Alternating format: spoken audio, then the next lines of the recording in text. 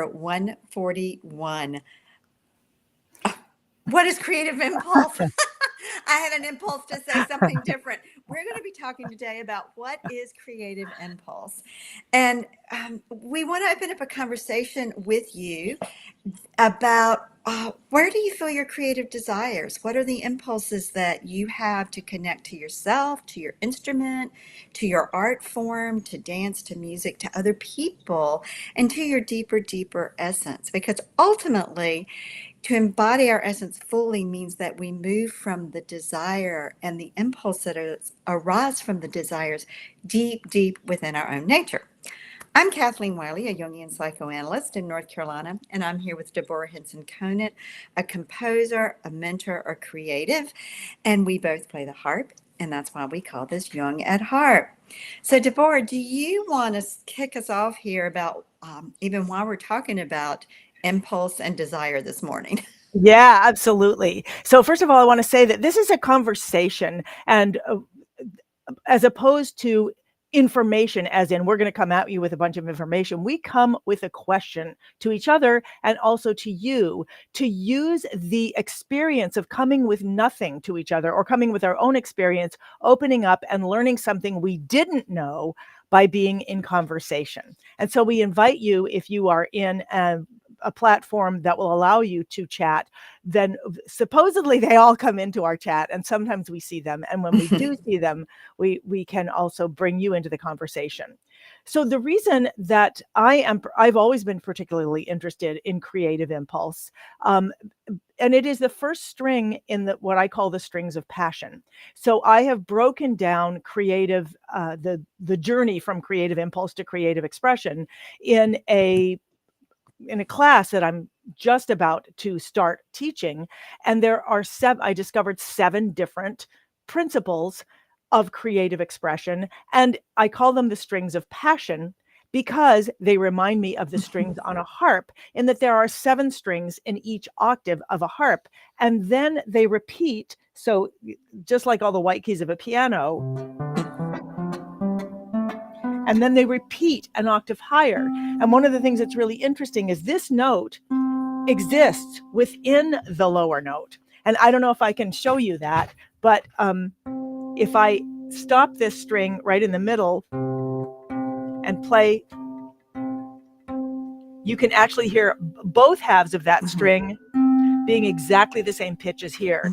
So it's a very beautiful, the harp is a beautiful illustration of how you can take just 7 simple things, 7 simple ideas, and have a completely limitless experience of creativity.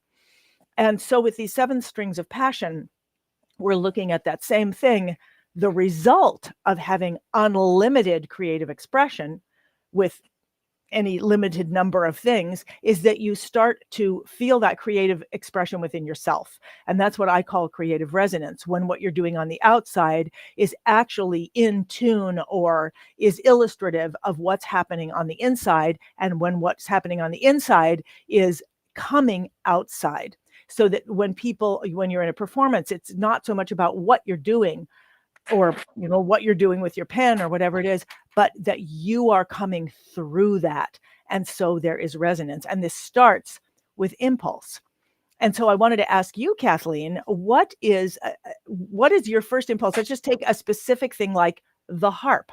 What was your first experience, your impulse? What made you want to play this instrument?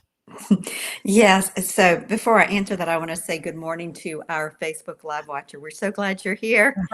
Um, you know, I had no exposure to harps growing up. I grew up in a very small rural town, so there was no symphony orchestra. We never traveled to the larger city that was 60 miles away to see that. So the first time I really saw a harp kind of up close and personal was in my 20s, when I was eating in a restaurant. Where there was a harpist playing this gorgeous orchestral harp. And I remember, even to this day, gives me chilly bumps, that I thought, I love that instrument. I want to play that instrument. Well, I just had that thought. It totally went away. And then a lot of decades later, I won't say how many. A few decades later, when I met my current husband, John, who is a folk musician, he said, "What instrument do you want to play?" And I said, "I want to play the harp." And it just came out of my mouth. It wasn't like I had spent the last, few decades thinking about the harp or desiring the harp. But as soon as he asked me the question, the impulse was there, the desire was there. And it wasn't a head driven thing. I mean, I think this is part of creative impulse that you're trying to get at in the strengths of Mhm, passion, mhm. and that I'm always, as a psychoanalyst, working to help people tune into about their own nature. It was an impulse that came from deep, deep inside of me. It wasn't driven by ego or persona or external goals. It was something that was deep, deep, deep. I say within the alignment of my head, heart, and gut. It was from that still point within.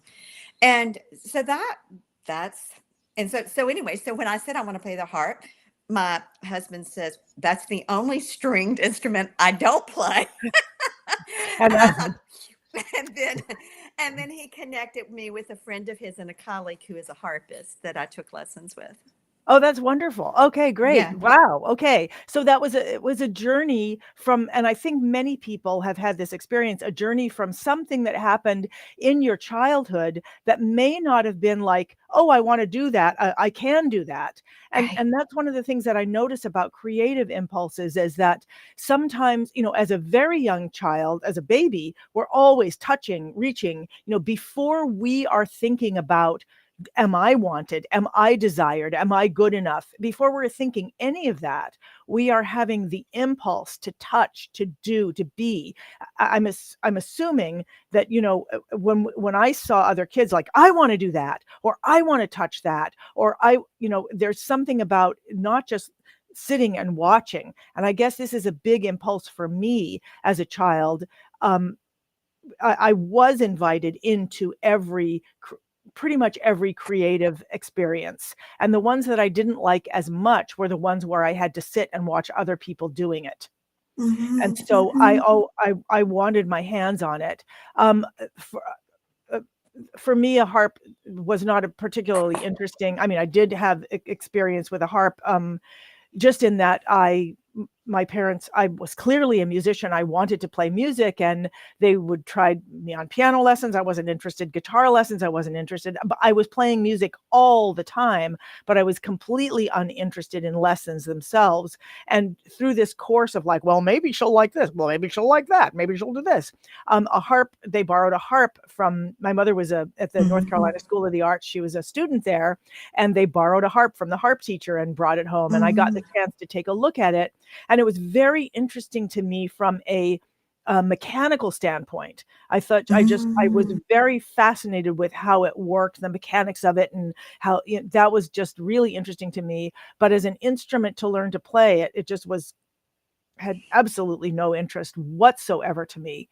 And so I maybe had 6 lessons or something like that. And it wasn't until I got into to college, and my college needed a harpist, and I'd had the experience of playing the harp, that Hmm. I kind of became the harpist. And then there were years and years and years and years where I asked myself, why? Like, why am I even doing this? So, because it's just Hmm. not, it didn't have the vocabulary that was interesting to Right. me.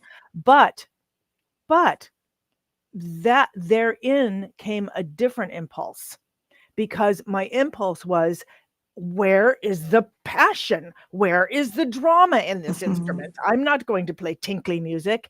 And that desire to play passion on the instrument was what led to the discovery of, or the ability to take what was there, first of all, completely, reinvent the instrument itself, so my own frustration, which came from an impulse to take something from an impulse of not being satisfied with the harp, to Mhm. actually shift it, but also take, a piece like this, which was in my first harp book,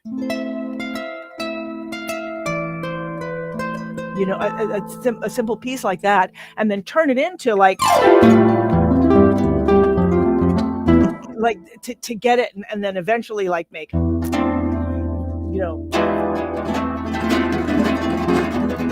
because I wanted that feeling. That my impulse was like, let me be that character.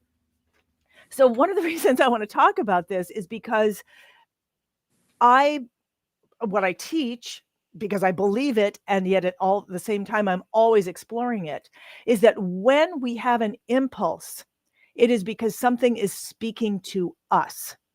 So that impulse in you saw this and you were like, oh, there's something happened. And the same thing happened. The harp spoke to me, but in a different way. So to me, the harp spoke to me by saying, wait a minute, this doesn't let me do what I want to do. How do I do that? So you're a Jungian psychoanalyst. Analyze that. No, I mean, can you talk about that? Because what are those are both impulse. They are the instrument is speaking to us, and I have it that as we play, if we can listen to what we're doing emotionally, to listen to the instrument and listen to ourselves, we're going to be playing in a different way. If I sit down and I say, okay, I'm going to play the notes of this piece, you're not going to have a performance. But if I'm really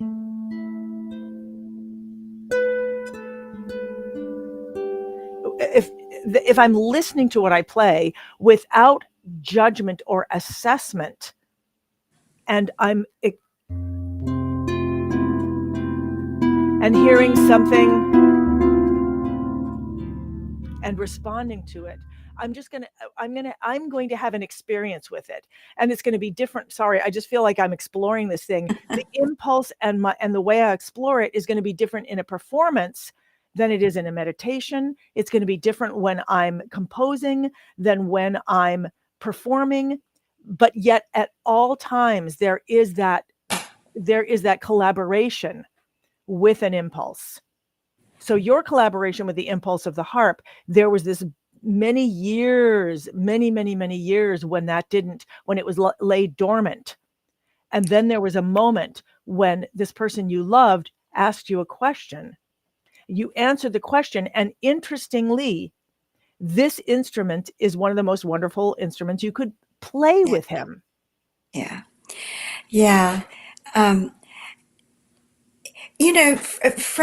From my perspective as a Jungian psychoanalyst, when I think about impulse, I think about instinctive desire. So if we go back to kind of a more developmental perspective, you were talking earlier about the impulse to move, and movement is an instinctive desire of the child. Interestingly enough, it comes on the heels of other instinctive impulses, like the impulse to be fed, the impulse, that comes from the instinct of hunger, and the impulse for connection, to be held, what as adults becomes sexuality, but for the infant child is that being held and contained by the caregiver.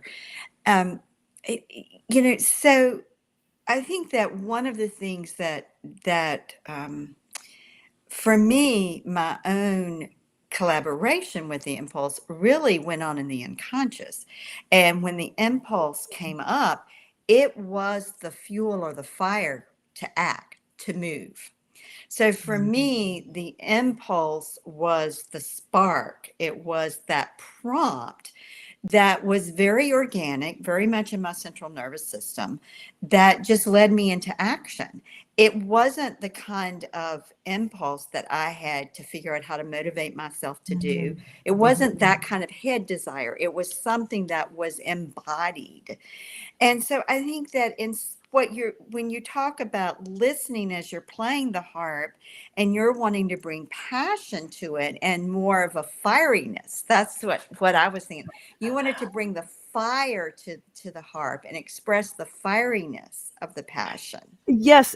Although I have it that passion can be gentle, it can be fiery, it can be all these things, all the full self-expression of a human being through the voice. And I also have it that the harp eventually became the voice of my fingers that had no sound. And I also realized as you were talking that in order, especially as an adult, in order to be guided for my impulse to have expression, I had to seek out many different teachers. Be, Mm-hmm. Fortunately, I had a teacher in the beginning who understood that I was a composer. And while she gave me some really practical classical technique, she also steered me towards using that technique in composition. Nice. Because Nice. otherwise I would have, and I did start balking at the bars of what each level of learning became for my self-expression. Mm-hmm. Mm-hmm. So it's interesting that there's and in the strings of passion, we go through impulse and then a structure that supports Mm-hmm. that, and then the character that comes out. So even in just the first three strings, we start getting to what is musicality and what starts to be self-expression. And I had to search through many different teachers, and I continue to search to find the full meaning of what I can explore with the instrument. For example, you're right. I wanted to have this. I wanted to be a dancer and Mm-hmm. I wanted to be entire musicals, and I wanted to be everything at once. And the harp does let me do that. It lets Mm-hmm.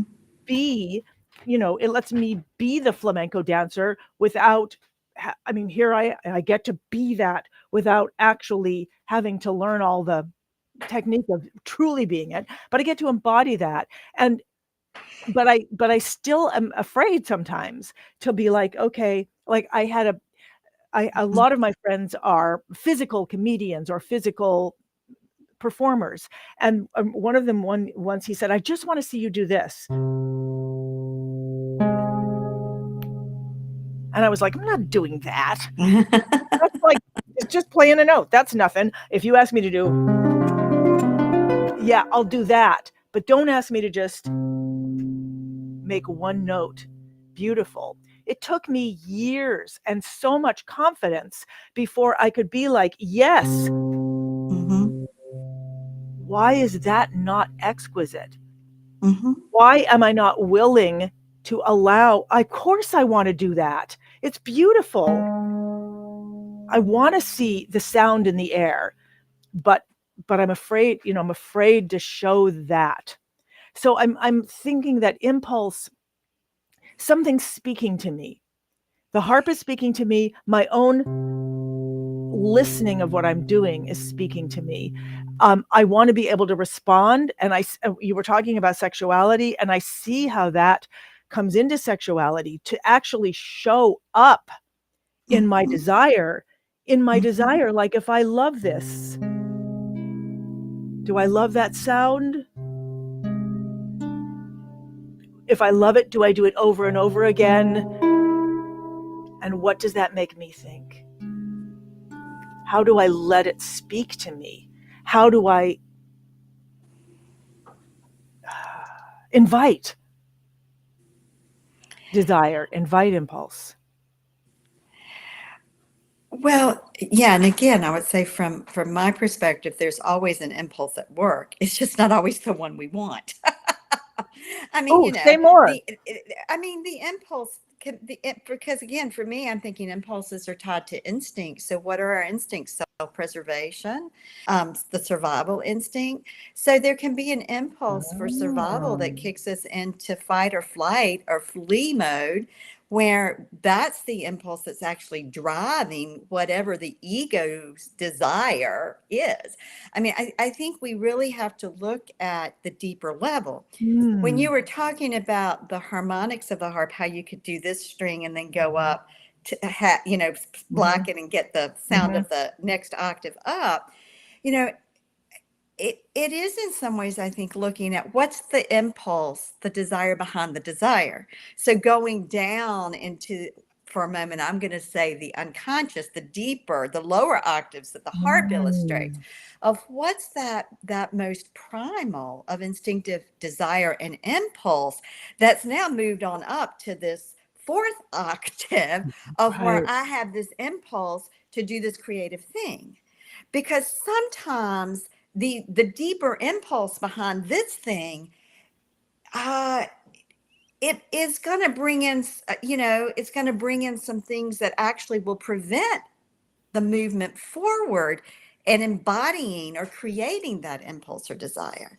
So it really comes down to, I think, realizing not in all impulses are equal, and that impulses can arise from different aspects of our psyche. Are you saying that some impulses inhibit us from creative expression, and some impulses? Absolutely. I see. Yeah. As you were speaking, I was imagining this scene. I was imagining a scene in which a sound, a guttural, I was like, how did the first art create? Be, like in music, like was it, this and what okay, thought all the way this through was like, okay, there's this sound. Was it showing something first, like uh, uh, or and what happened at the moment when it was and I'm just thinking the magic of when that happens. And then I was thinking, oh my God, is that available to us at any moment, that anything we do could have magic? It could become magical. And what is it that turns into yeah,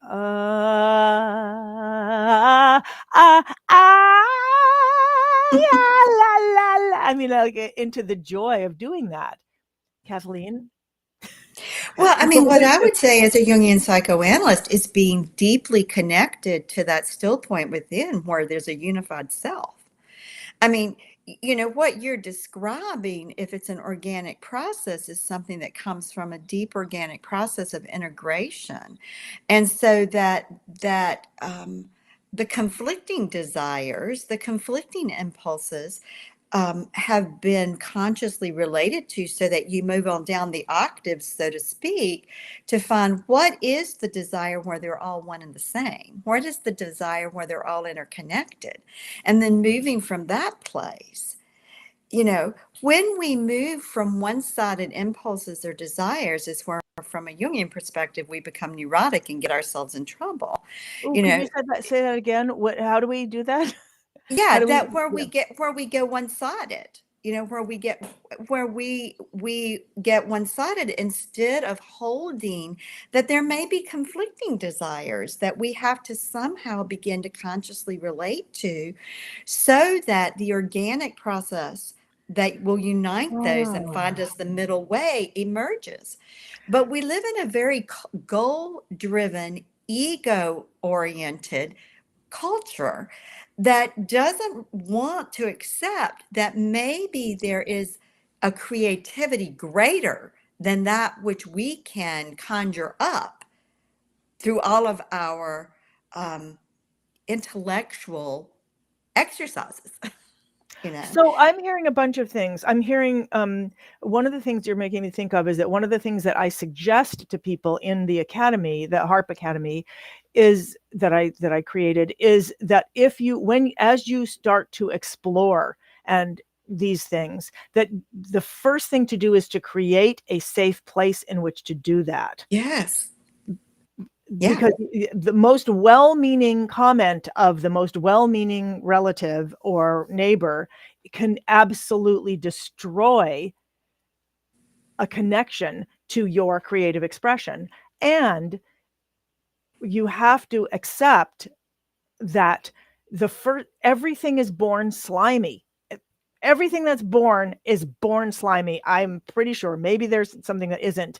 And so it's gonna come out in a way that may not look good to you. And if you judge it at that point, if you judge the impulse, if you judge the expression of the impulse at that point, it's going to either shut down or it's going to turn evil.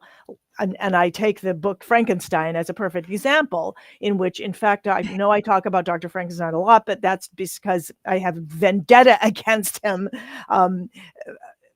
because he created something spectacular and beautiful and wonderful, and then judged it not perfect and not Mm. beautiful, and it became a monster. And that can happen to us as well.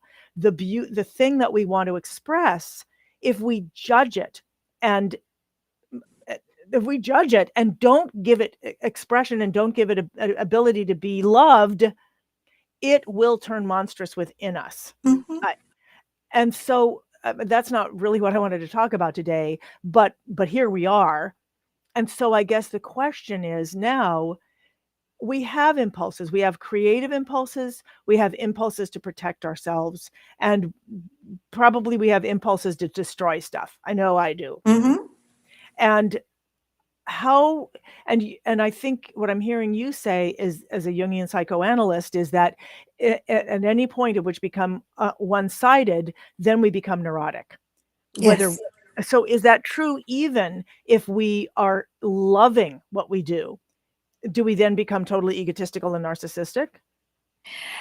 I mean, that depends. I don't know that there's a universal answer to that question. I think that, each psyche is individual. Each of us is a unique, as I say, a unique ray of the divine soul, the divine Okay. essence. And each of us have to live according to the rules of our psyche. You know, the reality is that creativity is only one instinctive factor at play. Jung has a little essay I refer to often where he talks about five psychological or instinctive factors: hunger, sexuality, movement, self reflection, and creativity. So I do think that ultimately we have to give each of those their due.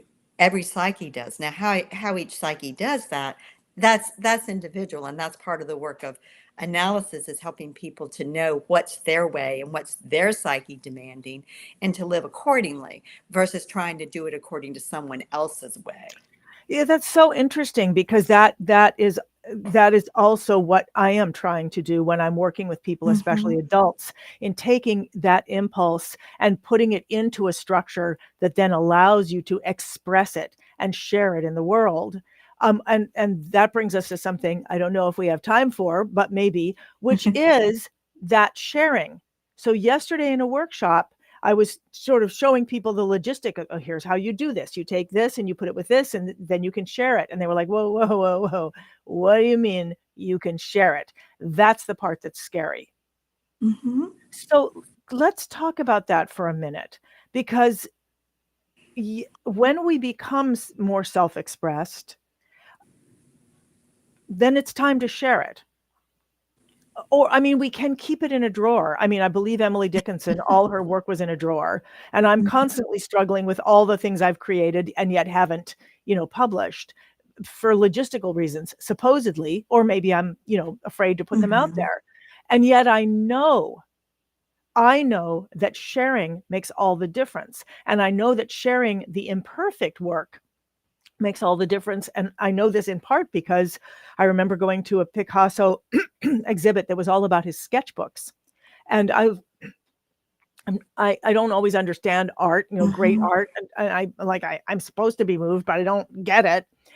But seeing his sketchbooks and seeing, oh, now I see what he was doing. He Mm. was abstracting. He was seeing, looking at a chair as it appears to us, making it more and more abstract. And I believe what he was doing, what I was observing, was to see at what point does it stop having chairness. Mm. Mm. So that was moving to me, and I will remember that forever, that moment when I was able to engage because someone decided to share not Picasso's great work, but Mhm. Picasso's process. Mhm. And I'm curious, I don't know if other people are moved by process. I do know that when I'm talking to people and I'm playing a song and I say, now I'm playing a chord and then I'm going through a chord progression. I'm taking it one step down, one step up, and then I'm playing a little cluster here. So my fingers are changing shape, and I know I have a kind of sense of where it's going, and then I'm playing a little rhythm that has a little skip and a hop in it. So I know that when I do that, when I explain to people, and now I'm going to another progression. It starts with what's called the relative minor, then it goes down to the four, and then I'm gonna go back in just another moment and back where I began. Now I'm here at the beginning where I started. Now, I don't know. And people always tell me, even in concerts, if I start going into that description, okay, now I'm doing, okay, now I'm kind of nervous. And so I'm going to play this thing that I think is going to impress you, that I always feel, vulnerable and exposed when I do that. And then afterwards, people are like, I loved it when you just told us what you were doing. So I don't know if that's something everybody loves. Why am I talking about this, Kathleen? I'm just like making stuff up.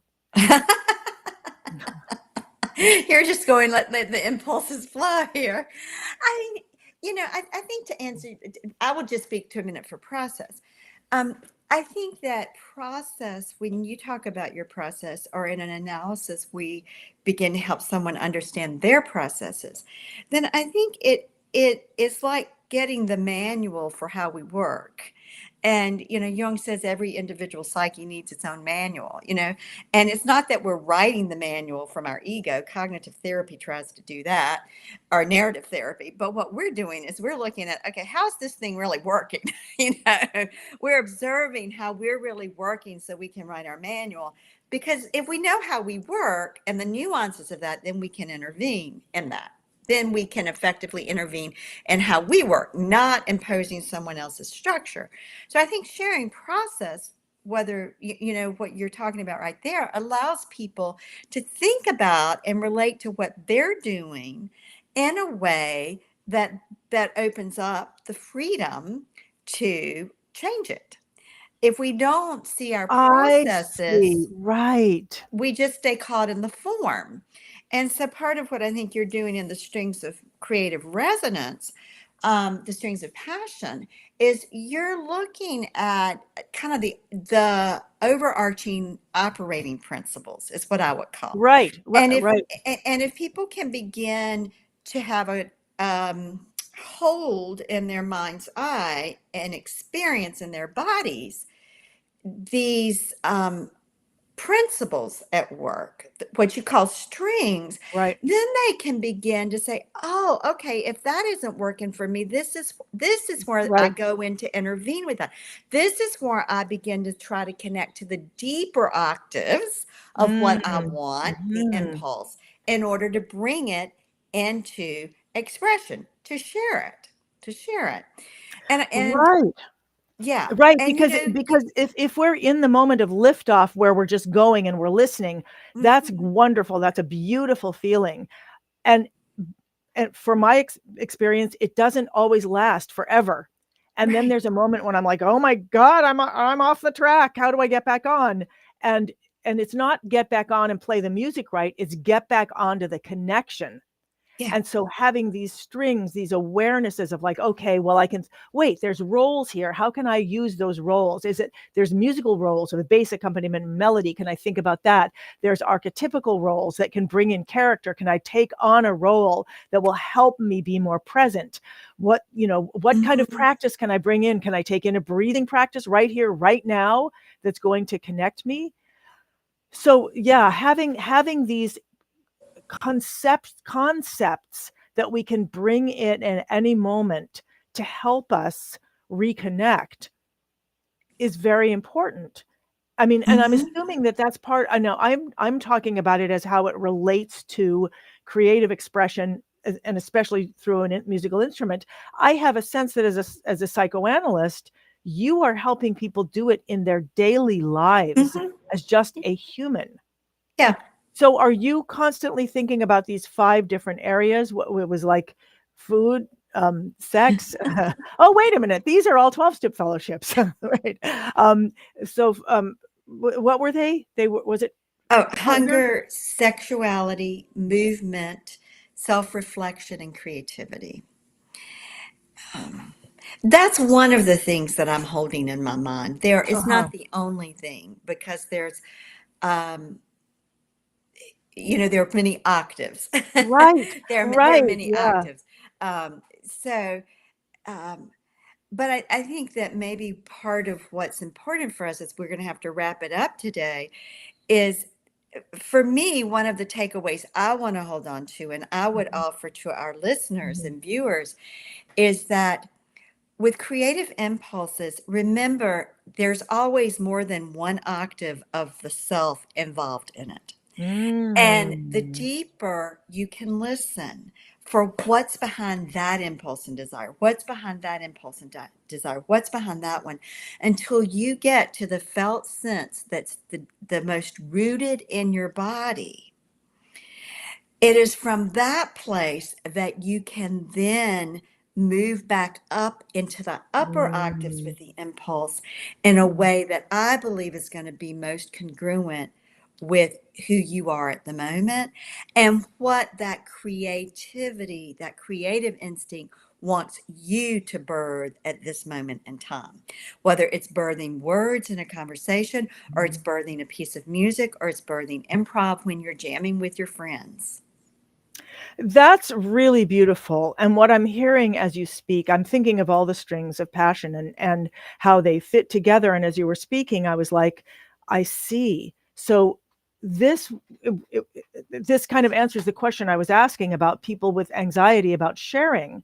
And I Mm-hmm. was thinking, right, you don't necessarily share the first thing, the first impulse that you have. You're going to go through the process. You're going to go into the deeper levels.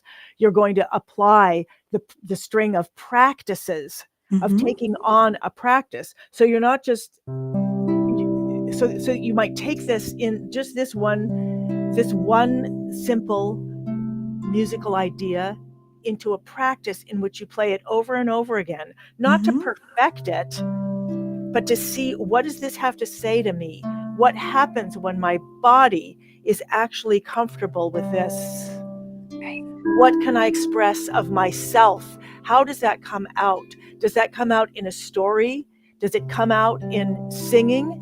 Mm-hmm. Does it come out in just playing this? Does it come out in a meditation? How does that, do I move it around? So I'm realizing that there is a practice, and that we get to go into this practice, and we get to explore, and we can do that in a safe environment in which maybe we're not sharing, but we are opening up to the instrument or the music or whatever creativity, allow it to share with us. Mm-hmm.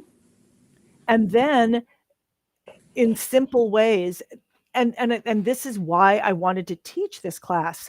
I needed teachers to help me get it out of me in a way that felt safe enough that I could be expressive, to give me enough structure. And that's why I created an entire class based on this. Mm-hmm. And I know you have the embodiment circle, so that Mm-hmm.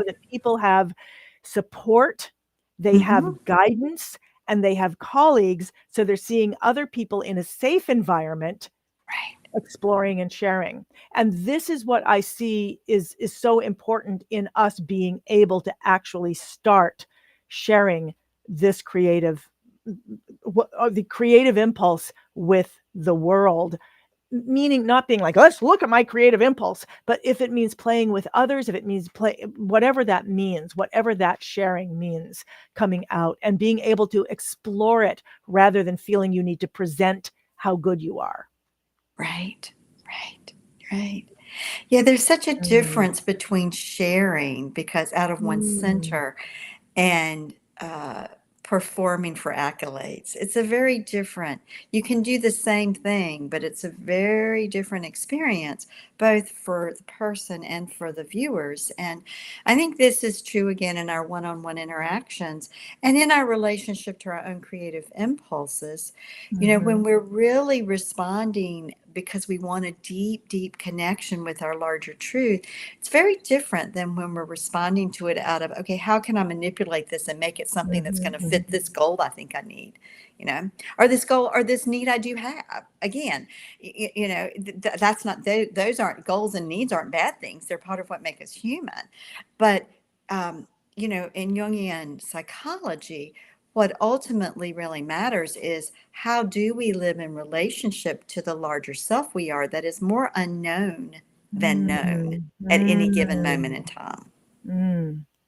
That's so beautiful. And as you were speaking, I was thinking, okay, I immediately started thinking about online dating because it's something I'm Mm-hmm. exploring. And I was thinking, okay, how how can I bring this into that part of my life? And this is Mhm. part of what the class is about, is like, how can we take these creative principles and put them in every single part of our life? And what I'm realizing is thinking about, okay, what am I sharing? Why am I sharing it? What is my